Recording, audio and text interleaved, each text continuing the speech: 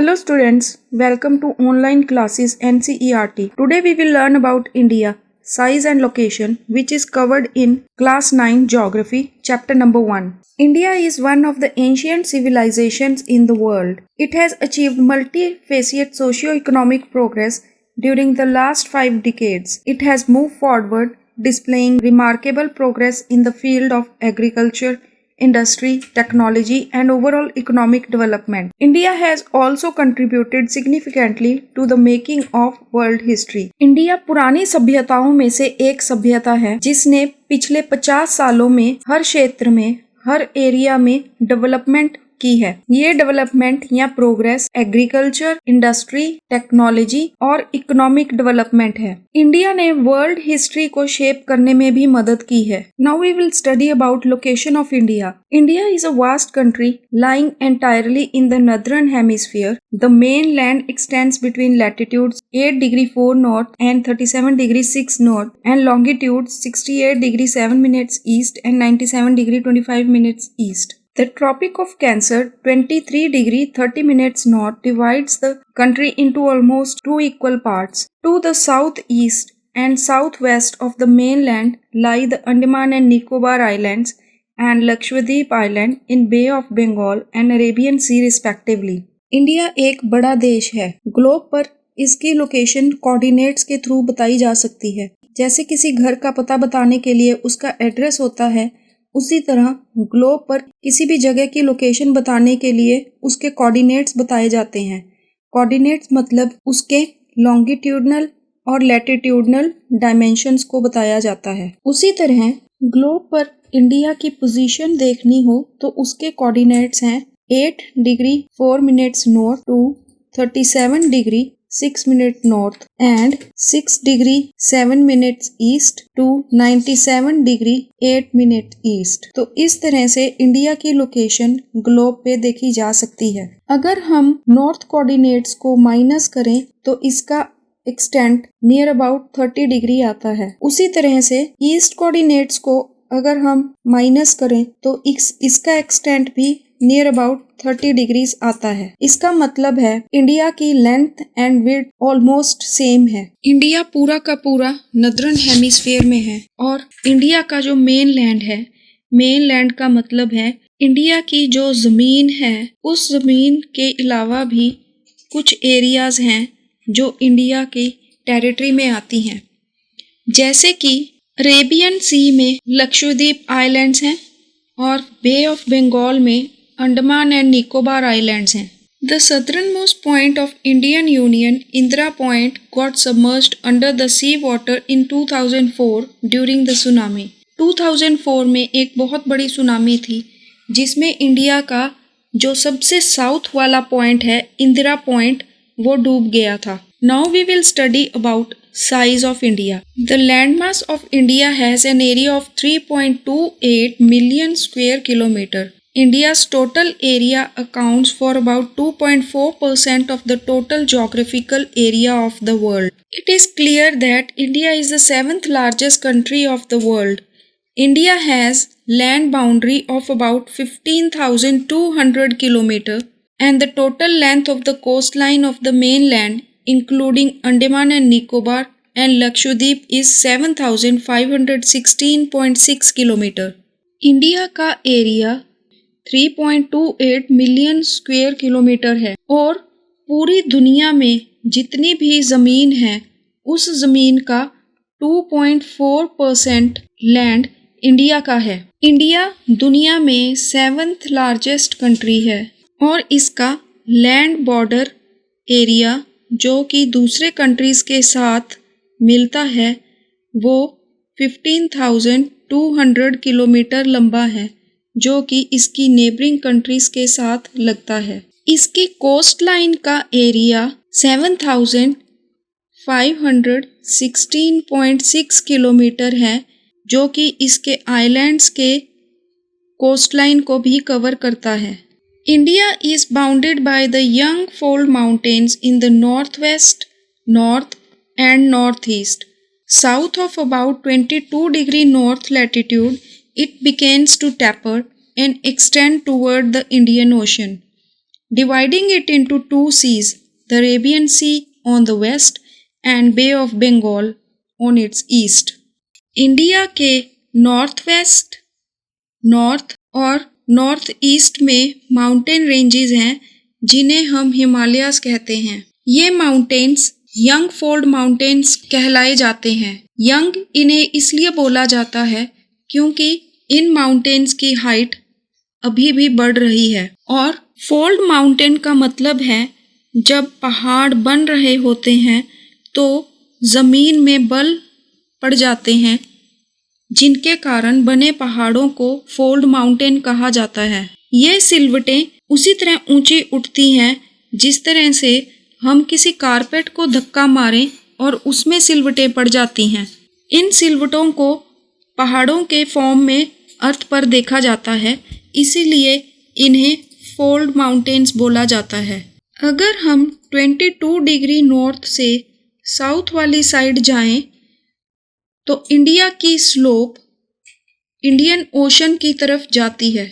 इसका मतलब ज़मीन इंडियन ओशन की तरफ झुकी हुई है।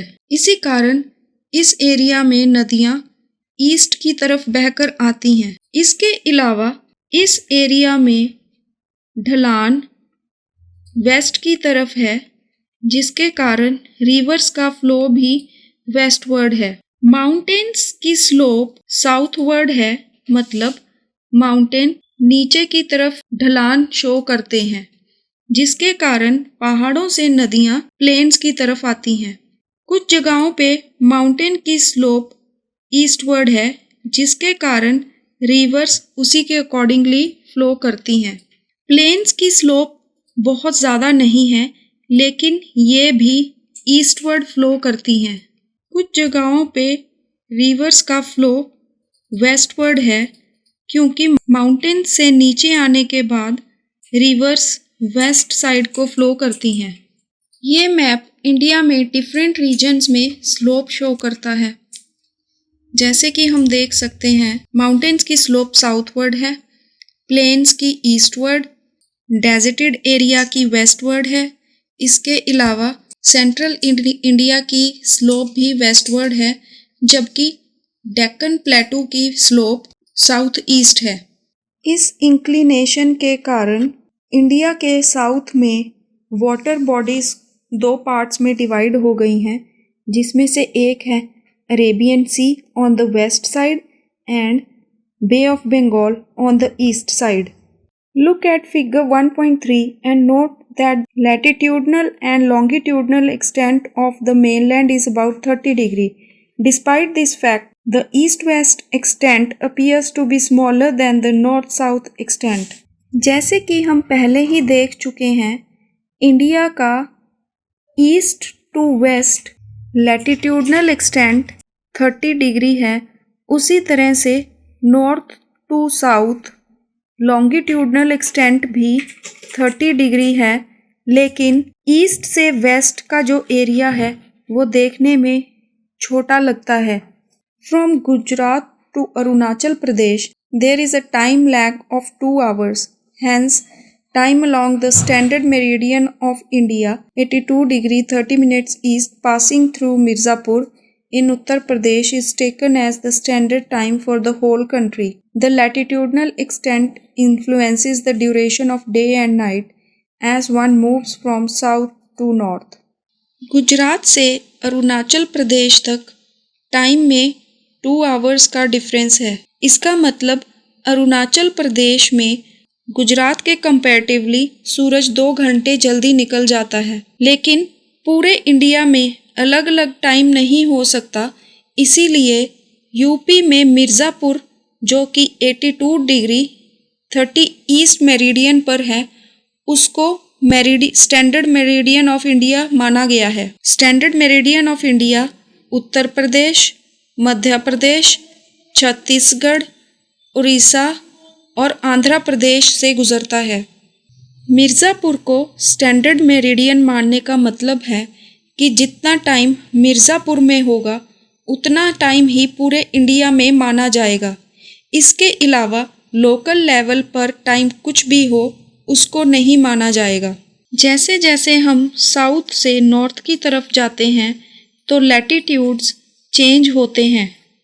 लैटिट्यूड्स चेंज होने का मतलब है कि जब हम एक लैटिट्यूड से दूसरे लैटिट्यूड में एंटर करते हैं, इसके साथ ही डे और नाइट का ड्यूरेशन चेंज होता है। नॉर्थवर्ड जाने पर जैसे जैसे हम नॉर्थ की तरफ जाएंगे, गर्मियों में दिन की ड्यूरेशन बढ़ती जाती है और सर्दियों में दिन की ड्यूरेशन छोटी होती है। इसी कारण नॉर्थ पोल पर गर्मियों में दिन की ड्यूरेशन लंबी होती है और 6 महीने तक दिन रहता है, और सर्दियों में दिन की ड्यूरेशन छोटी हो जाती है, मतलब नॉर्थ पोल पर दिन होता ही नहीं बल्कि रात ही रहती है। Why 82 degree 30 minutes east has been selected as the standard meridian time? 82 degree 30 east को स्टैंडर्ड मेरिडियन टाइम चुनने का कारण ये है कि इस लोकेशन पर इंडिया की सेंट्रल पोजीशन है। इस लोकेशन से ईस्ट और वेस्ट साइड इक्वल डिस्टेंस है, इसीलिए इसको स्टैंडर्ड मेरिडियन चूज किया गया है। Why is the difference between the durations of day and night hardly felt at Kanyakumari but not so in Kashmir? Kanyakumari के बजाय कश्मीर में डे एंड नाइट का डिफरेंस ज़्यादा क्यों है? जैसे कि हमने अभी पढ़ा, जैसे जैसे लैटिट्यूड्स चेंज होते हैं, duration of day and night भी चेंज होती जाती है। जब हम नॉर्थवर्ड मूव करते हैं तो डे एंड नाइट की ड्यूरेशन बढ़ती जाती है। इसका मतलब इक्वेटर से जितना पास रहेंगे, डे एंड नाइट की ड्यूरेशन में डिफरेंस किसी भी सीज़न में सेम होगा। और जब हम ऊपर की तरफ नॉर्थ पोल की साइड जाएंगे तो सीज़न चेंज होने के साथ साथ डे एंड नाइट का डिफरेंस भी चेंज होगा।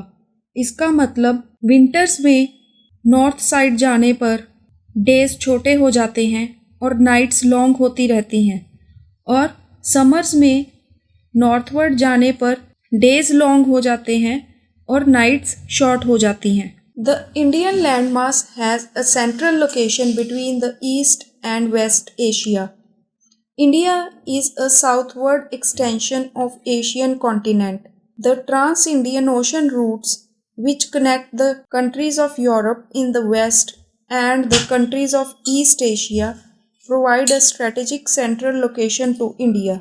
Note that the Deccan Peninsula protrudes into the Indian Ocean, thus helping India to establish close contact with West Asia, Africa and Europe from the western coast and with Southeast and East Asia from the eastern coast. No other country has a long coastline on the Indian Ocean as India has, and indeed it is India's eminent position in the Indian Ocean which justifies the naming of ocean after it. पूरे globe पर India की location को important इसलिए माना जाता है, ये waste Asia और ईस्ट एशिया के सेंटर में है।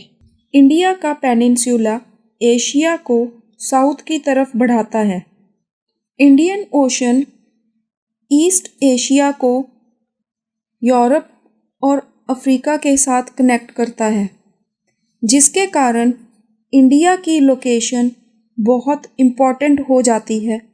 इस लोकेशन पर होने के कारण इंडिया वेस्ट एशिया, अफ्रीका और यूरोप के साथ कनेक्शंस क्रिएट कर सकता है। साथ ही ईस्टर्न कोस्ट से वो ईस्ट एशिया और ऑस्ट्रेलिया से कनेक्ट कर सकता है। ओशन में इतनी बड़ी कोस्टलाइन होने के कारण ही इंडियन ओशन का नाम इंडिया पर पड़ा, क्योंकि और किसी भी कंट्री की कोस्टलाइन इतनी बड़ी नहीं है जितनी कि इंडिया की है। इस पिक्चर में हम देख सकते हैं इंडिया की विड्थ गुजरात से अरुणाचल प्रदेश तक 2933 किलोमीटर्स है, जबकि इंडिया की लेंथ केरला से कश्मीर तक 3214 किलोमीटर है। इस पिक्चर में हम इंडिया के बाकी दुनिया के साथ सी रूट के थ्रू कनेक्शंस देख सकते हैं, जैसे इंडिया अपने वेस्टर्न कोस्ट से स्विस कैनाल होते हुए यूरोप के साथ कनेक्ट करता है। जब स्विस कैनाल नहीं था और इंडिया को लंबा रूट लेकर और पूरा अफ्रीका क्रॉस कर कर यूरोप जाना पड़ता था, तो ये ट्रैवल 7,000 किलोमीटर ज़्यादा लंबा हुआ करता था। लेकिन स्विस कैनाल बनने के कारण ये डिस्टेंस 7,000 किलोमीटर कम हो गया। इसके अलावा अपने वेस्ट कोस्ट से इंडिया मिडल ईस्ट या वेस्टर्न एशिया के साथ कनेक्ट करता है और अफ्रीका के साथ भी ट्रेड करता है। ईस्टर्न कोस्ट से इंडिया ईस्ट एशिया और ऑस्ट्रेलिया से ट्रेड करता है। India's contacts with the world have continued through ages, but her relationships through the land routes are much older than her maritime contacts. The various passes across the mountains in the north have provided passages to the ancient travelers, while the oceans restricted such interactions for a long time. Different sea routes के through India का बाकी countries के साथ connection हज़ारों सालों से है, लेकिन इसके कंपैरेटिवली इंडिया का लैंड रूट्स के थ्रू कनेक्शन मेराइन रूट्स से भी ज़्यादा पुराना है। एंशियंट टाइम में ट्रैवलर्स या ट्रेडर्स डिफरेंट माउंटेन्स में पासेस होते हैं, उनके थ्रू एक एरिया से दूसरे एरिया या एक कंट्री से दूसरे कंट्री जाकर ट्रेड और ट्रैवल किया करते थे। ये पासेस बहुत इम्पोर्टेंट हुआ करते थे। इवन टुडे बहुत से पासेस हैं जो अपनी इम्पोर्टेंस रखे हुए हैं और उनके थ्रू ट्रेड एंड कॉमर्स किया जाता है, जिसमें से कुछ इम्पोर्टेंट पासेस हैं रोहतांग पास, पीर पंजाल, कराकोरम पास, बनिहाल पास, बारालाचाला और इसके अलावा भी बहुत से पासेस हैं जिनके थ्रू आज भी स्ट्रेटेजिक ट्रैवलिंग की जाती है। The routes have contributed in the exchange of ideas and commodities since ancient times.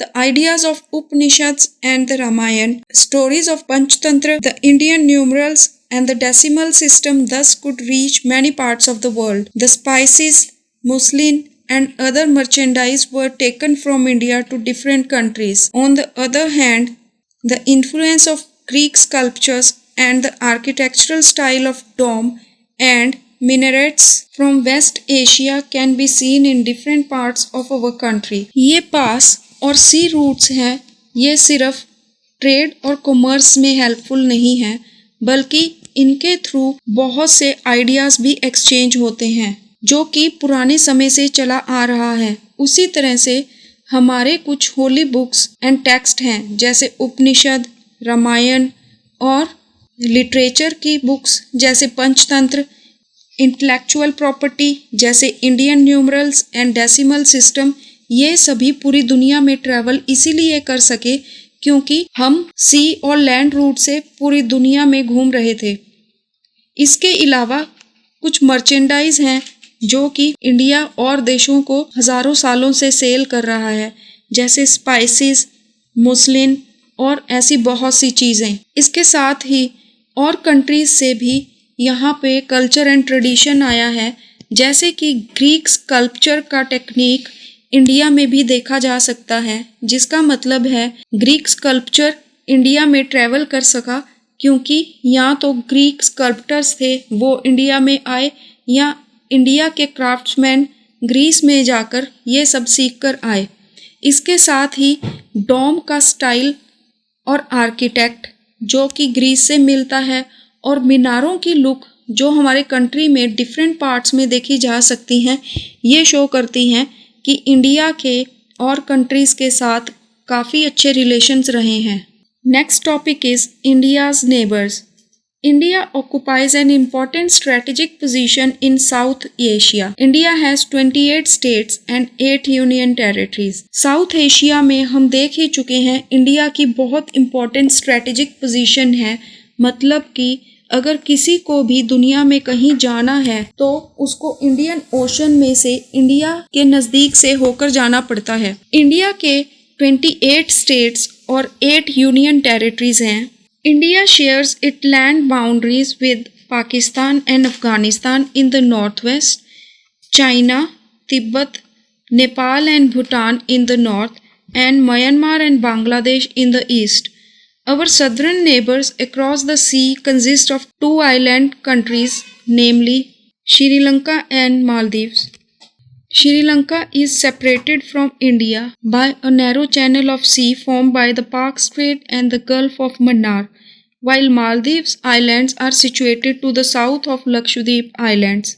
India has strong geographical and historical links with her neighbors. Look at the physical map of Asia in your atlas and note how India stands apart from the rest of Asia. India अपनी boundary Pakistan, Afghanistan जो कि north west में है, Nepal, Bhutan, China and Tibet जो कि north में है, और बांग्लादेश और म्यांमार जो नॉर्थ ईस्ट में है, उनके साथ शेयर करता है। इसके साथ ही साउथ में इंडिया के दो नेबर्स हैं, जिनमें से एक है मालदीव्स जो कि लक्षद्वीप से साउथ में है और दूसरा है श्रीलंका। इंडिया और श्रीलंका के बीच में जो सी है वो इन दोनों को सेपरेट करती है। ये वाटर बॉडीज जो इंडिया और श्रीलंका को सेपरेट कर रही हैं, उनमें से एक है gulf of Munnar and second is पाक स्ट्रेट। इंडिया के अपने नेबर्स के साथ अच्छे रिलेशन होने का कारण ये है कि इंडिया हमेशा कोऑपरेशन के साथ चलता है, जिसके कारण उसके नेबर्स उसे सपोर्ट करते हैं और कॉर्डियल रिलेशंस क्रिएट करते हैं। This is the end of this chapter. See you in next class.